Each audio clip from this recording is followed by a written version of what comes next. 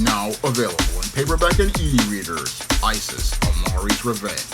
The goddess next door is confronted by a Nubian queen out for revenge at the Metropolitan Museum of Art in this inaugural Isis series adventure.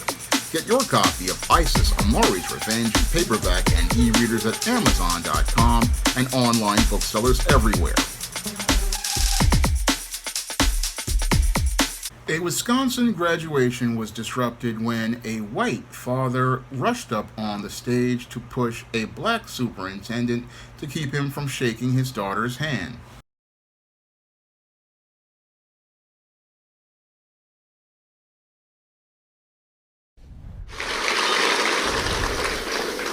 Oh, You're not. excuse me. That's my Where's daughter. Brendan? Man, you better Where's come here, Brendan? man. Where's Get away from me, bro. No, Jordan. Hey. Hey, you need to get. Hey. What should have been a handshake and a smile turned to pushing and shoving. At Baraboo High School's May 31st graduation. This video, broadcast online and on TV, shows Matthew Eddy, pictured here in white, push Superintendent Rainey Briggs before Briggs could shake the hand of Eddy's daughter. You better get up Where's off me, Brendan? man. The confrontation led to a misdemeanor charge against Eddy. According to the complaint, Eddy told Superintendent Briggs he, quote, was not going to touch his expletive child. Superintendent Briggs told investigators he, quote, feared for his safety and, quote, felt a level of fear and anxiety that someone else was going to come after him for the rest of the graduation. You're not. Excuse me. That's my daughter. Where's Brendan? Man, you better get up Where's off me, man. Brendan? Eddy told investigators he pushed the superintendent away from his daughter because he thought Briggs treated her unfairly when she got in trouble at school. Some online calling the behavior racist, as Briggs is black and Eddy is white. Representative Francesca Hong from Madison taking to X, writing, quote, no one should have to endure this type of gross and racist conduct. The district, in a statement, not addressing the accusations of racism, but saying it is, quote, taking this incident very seriously and working closely with local law enforcement to ensure a thorough investigation. Superintendent Briggs filed a temporary restraining order against Eddy in Dane County Court. Briggs, Eddy, and multiple Baraboo school board members all declined or didn't answer our request for comment tonight. In the newsroom, Emily Pofall, WISN 12 News.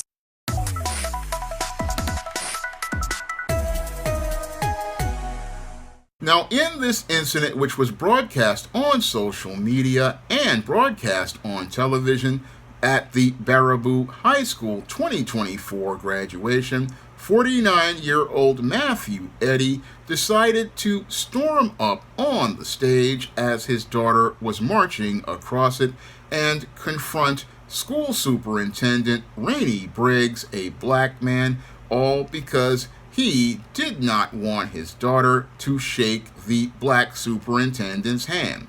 Now, as his daughter was marching across the stage in this graduation, after getting her name announced as one of the graduates of the 2024 graduation, this is where Matthew Eddy decided to storm up onto the stage, getting up out of his seat in the audience and coming up on stage to confront Baraboo Superintendent Rainey Briggs and confront him by pushing him out of the way of the line of people who were administrating the school that all the graduates had to shake hands with as they walked across the stage to show how they had basically graduated from school.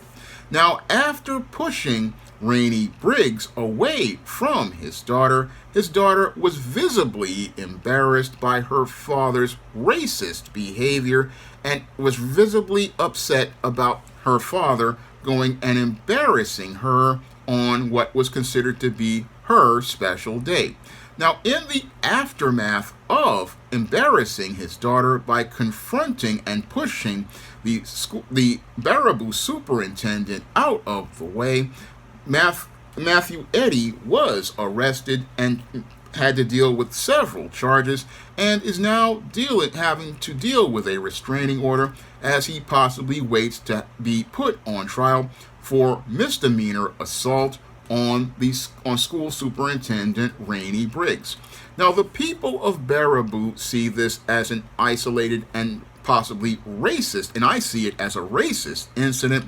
But when I take a critical examination of the disturbing and racist behavior of Matthew Eddy, it basically fits the pattern and profile for beta males that I talk about in my book, The Man Crisis. And it's clear to me that Matthew Eddy is one of these racists who really doesn't understand how to navigate through his emotions due to the dysfunctional way he was possibly raised, and that was shown by his behavior at this graduation. This man was so seething with anger as related to a situation of trouble that his daughter allegedly got in, that he held a grudge against the school superintendent for enforcing policies at the school.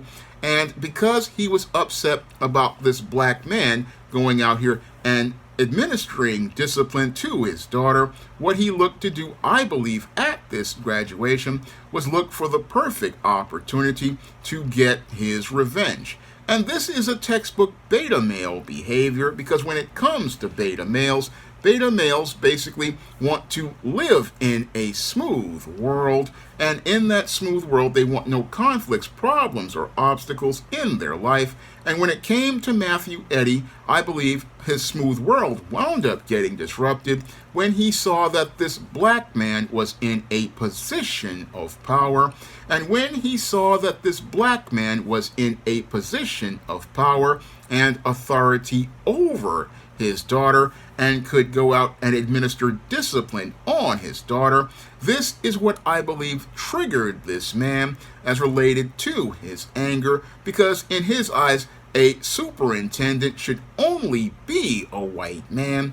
And when he saw this black man having this power, he was deeply angry at this black man and was seething in anger as he was at this graduation. And as he was seething in anger about the whole idea of his daughter having to be in the presence of a black man with power, this is where he had the audacity to get up out of his seat and rush up on that stage and go out here and directly confront that black man. Out of all the administrators in that school system, out of all the administrators in that school system, he had the audacity to go out and rush up on that stage and confront the black man as related to issues that his daughter had basically worked out. When I look at the daughter, she basically had worked out those issues to say, look, I'm going to navigate through my emotions as related to this situation. Yeah, this is all over and done with as related to her. All she was thinking about was enjoying her day and marching across that stage and moving on to the next stage of her life, whether it be college or a job. But unfortunately, this father, instead of showing an example of manhood and character to his daughter, showed how many racists are just deeply insecure about being in the presence of a black man who presents an image of black manhood and black masculinity, to the point where they feel like they want to, again, go out here and attack that black man. And that was shown as related to Matthew Eddy, who, when he saw his daughter being approached by having to approach this black man to acknowledge his power and authority, what he did was, again, get so upset that he wound up exploding in the rage he had been seething in regarding his daughter possibly being disciplined. And I really believe that's a very thin argument when it comes to this racist white supremacist dude. No, this dude was basically, again, mad and looking for any reason or justification to hurt this black man. And that's why he wound up going and getting up out of his seat, because he was angry at the idea and the whole concept of a black man doing better than him.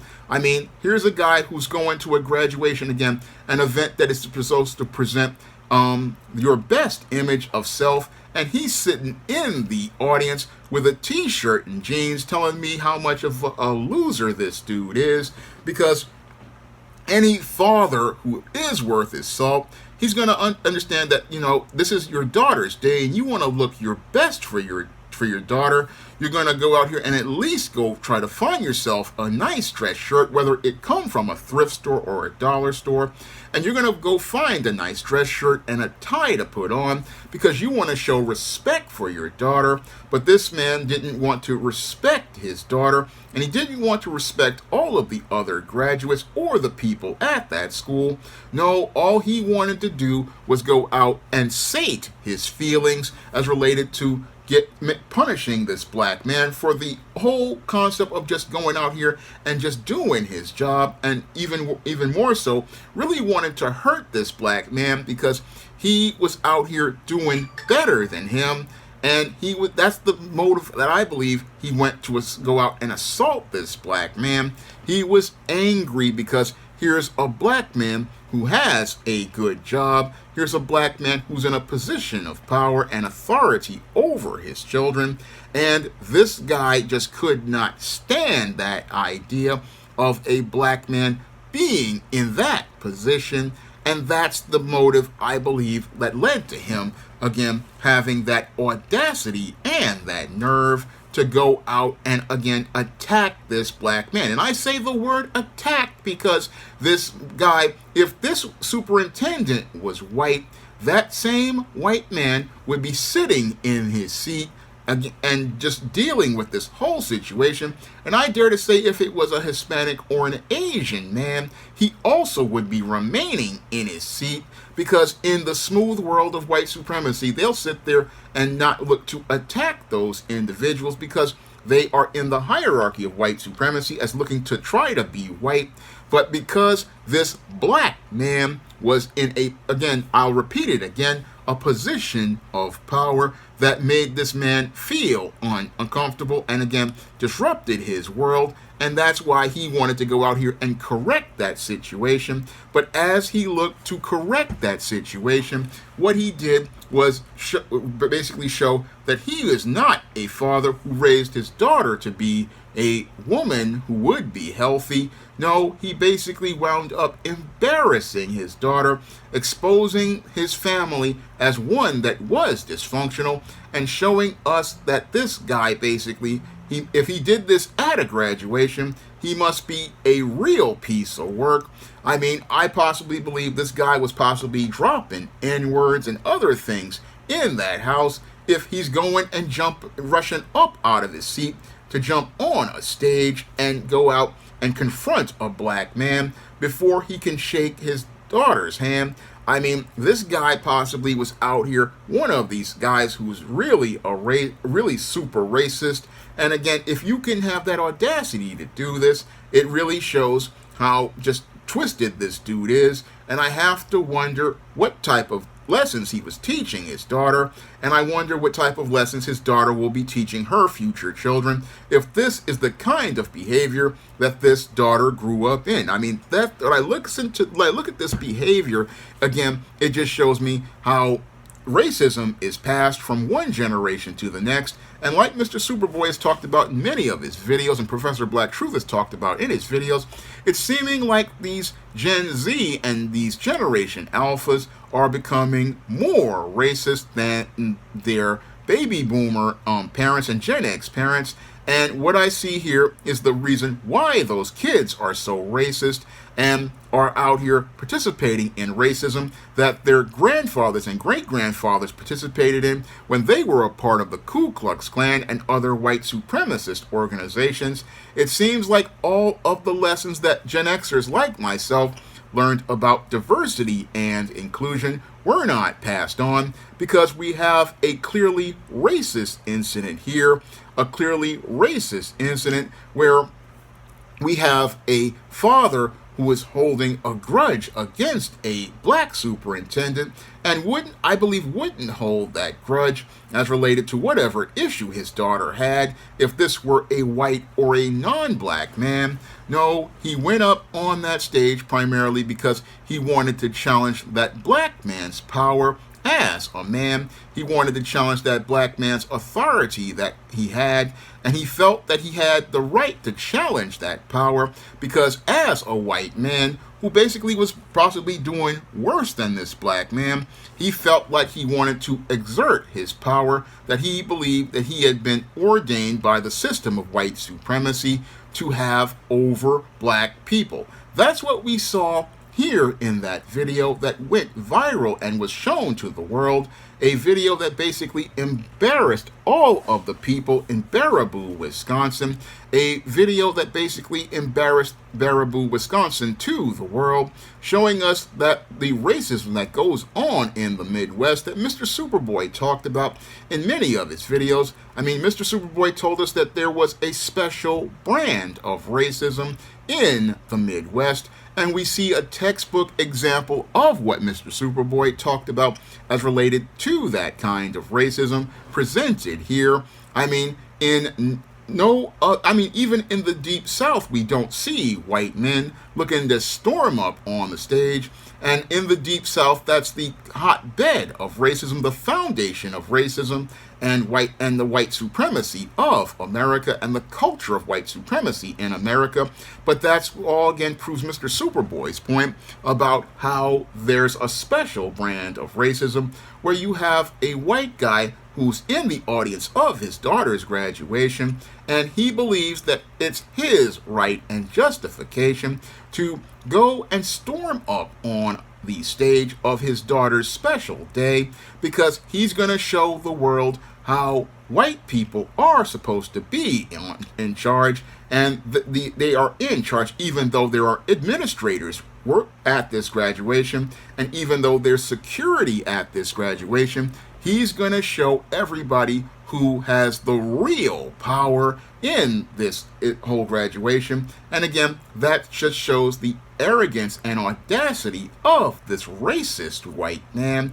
Just shows you the audacity that he has and how little respect and regard he even has for his own daughter and his own family and the graduates at that graduation, basically showing how little regard he has because he's white and he says so. He's white and he's the one who's going to tell everybody that his daughter isn't going to shake the hand of that black man. No, his daughter ain't going to go out here and acknowledge the authority of that black man. No, in his eyes, his daughter is just going to go and and he's going to have the right to keep his daughter from shaking the hand of that black man.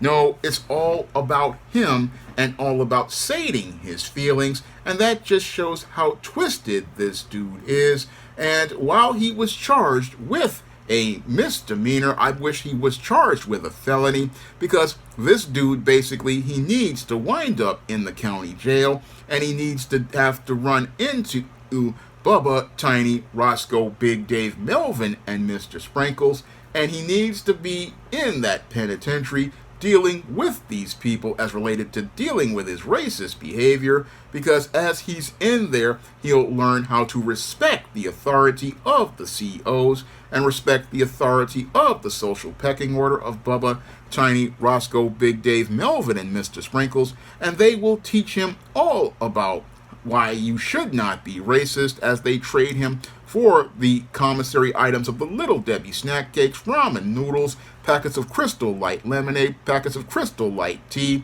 off-brand orange drink, off-brand grape drink, off-brand fruit punch, off-brand lemonade, off-brand apple juice, off-brand Oreo cookies, off-brand duplex cookies, off-brand vanilla wafers, off-brand ginger snaps, Hunt snack pack puddings, packets of sriracha sauce, prison chips, Fritos chips,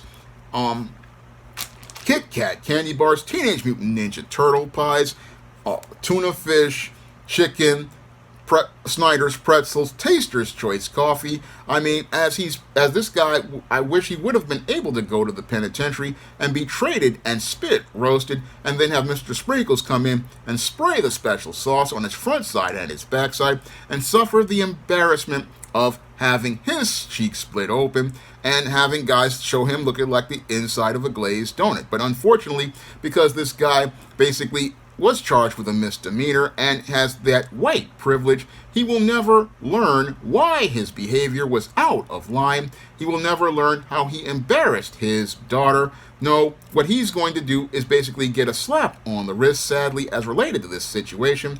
But sadly, it just shows how dysfunctional this white man is, because he's definitely a man in crisis. A man in crisis because he really, again, grew up, and at almost 50 years old, really shows that he has not really borne any fruit, because he himself is a child of the corn who grew up like a stalk and really didn't even think to, again, understand basic social etiquette and basic social skills, basic male life skills. I mean, any man of character, yes, he would have understood, okay, my daughter got in trouble, and the superintendent had to step in, which tells me there's something possibly wrong with a daughter if a superintendent got to step in.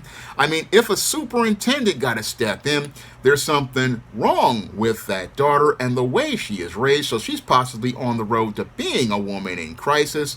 But the whole thing is that this whole situation shows that he's a failure as a parent, and again shows me why a home with a beta male father is even worse than a home with a single mother, because the beta male father will go out and teach his daughter dysfunction. And again, if your daughter is out here and she's in trouble that a superintendent got to step in, that just shows me that the apple really has not fallen far from the tree. And if dude is wearing a t-shirt to a graduation, or what, a polo shirt, whatever it is, again, shows me that this father wasn't equipped to be a man, and shows me that this man is just, if he could go out here and make his daughter's graduation a hot mess like this, again, shows me that this guy really is a piece of work. And if this is, and what's really sad about this whole situation is it basically proves my point about how much worse the man crisis is getting in this country,